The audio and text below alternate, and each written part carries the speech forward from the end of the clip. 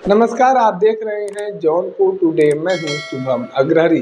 साथियों, जैसा आप सभी को पता है कि अभी पिछले दिनों उत्तर प्रदेश पुलिस के द्वारा छांगुर बाबा के नाम से एक व्यक्ति को गिरफ्तार किया गया था, जिसके ऊपर अवैध धर्मांतरण का आरोप लगा था। आपको बता दें कि छांगुर बाबा उर्फ जमालुद्दीन बीते काफी दिनों से धर्मांतरण का अवैध खेला कर रहे थे और बाकायदा इनके द्वारा लड़कियों के धर्मांतरण को लेकर रेट फिक्स किया गया था कि ब्राह्मण लड़की का धर्मांतरण होगा तो इतना पैसा मिलेगा, राजपूत लड़की का धर्मांतरण होगा तो इतना पैसा मिलेगा, बनिया होगा तो इतना मिलेगा।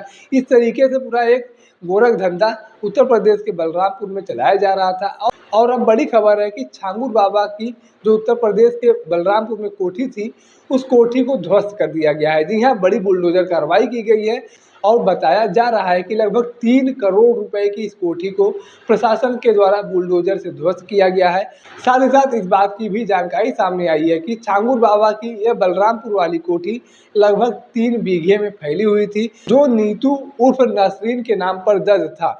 प्रशासन के द्वारा इसी पैमाइश की भी बात कही गई थी, लेकिन छांगुर बाबा के परिवार के लोगों के विरोध की वजह से इसकी पैमाइश नहीं हो पाई थी, लिहाजा अब बुलडोजर कार्रवाई कर दी गई है। नीतू उर्फ नसरीन की बात किया जाए तो नीतू उर्फ नसरीन भी पहले हिंदू समाज से ही थी, हिंदू समाज के सिंधी परिवार से थी, लेकिन बाद में उनके द्वारा भी धर्म परिवर्तन कर लिया गया था, इस्लाम धर्म कबूल कर लिया गया था और उन्हीं के नाम पर बलरामपुर की यह कोठी दर्ज थी। ऐसे में अब बड़ी खबर है कि बलरामपुर की कोठी पर जो छांगुर बाबा की थी उसे अब ध्वस्त कर दिया गया है, बुलडोजर कार्रवाई कर दी गई है। लेकिन यहाँ पर समझने वाली बात यह है कि इतने बड़े स्तर पर धर्म परिवर्तन का गोरख धंधा कैसे चल रहा था। आपको बता दें कि उत्तर प्रदेश पुलिस के द्वारा छांगुर बाबा के ऊपर 50,000 का इनाम भी घोषित किया गया था और अब उन्हें नीतू समेत छांगुर बाबा को भी गिरफ्तार कर लिया गया है। ऐसे में आगे क्या कुछ होता है, क्या कुछ बड़ी कार्रवाई होती है, यह एक बहुत बड़ा सवाल है, क्योंकि इतने बड़े स्तर पर किसी प्रदेश में धर्मांतरण का अवैध खेला चल रहा हो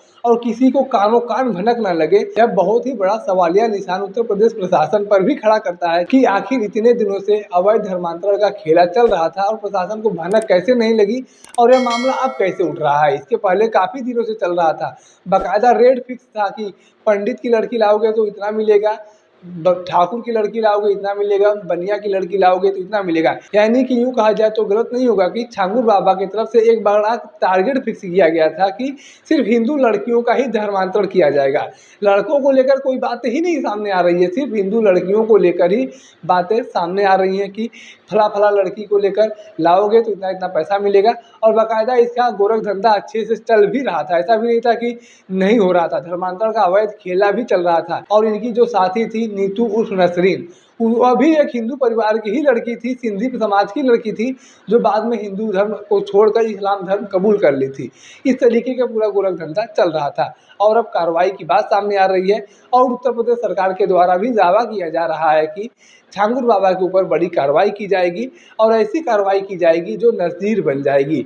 ऐसे में अब अवैध धर्मांतरण को लेकर आगे प्रशासन के द्वारा क्या कुछ सख्ती से कदम उठाए जाते हैं, क्या कुछ नए तरीके से कदम उठाए जाते हैं, क्या कुछ सख्ती किए जाते हैं, यह देखना दिलचस्प होगा। बाकी इस पूरे घटनाक्रम को लेकर, इस पूरे प्रकरण को लेकर आपके पास कोई जानकारी है तो आप कमेंट बॉक्स में लिख सकते हैं। अगर आप वीडियो को फेसबुक पर देख रहे हैं तो पेज को फॉलो करें, यूट्यूब पर देख रहे हैं तो चैनल को सब्सक्राइब करना ना भूलें। साथ ही साथ आप हमारे पेज को, हमारे चैनल को इंस्टाग्राम एंड ट्विटर पर भी फॉलो कर सकते हैं। धन्यवाद।